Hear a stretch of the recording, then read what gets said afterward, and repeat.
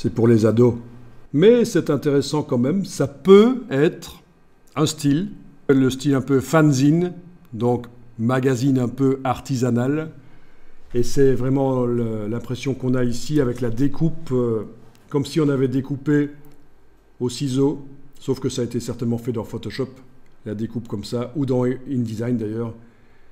Et donc, attention, j'ai tendance, quand je découvre ça, à dire que c'est foireux, mais ça peut être un style pour se démarquer de la concurrence, le style un peu fanzine. Donc quand on parle du style fanzine, on fait référence aux magazines qui existaient dans les années 80, avant que les ordinateurs permettent de faire de la mise en page.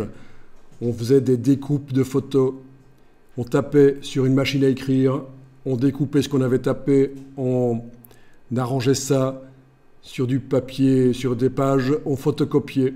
Voilà, c'est le fanzine. Voilà, j'ai juste tapé fanzine ici et vous voyez un peu le genre de mise en page en fait dont on parle, très artisanal. Oui, contre-culture, justement, c'est le nom du fanzine. Tiré en très peu d'exemplaires. C'est l'idée.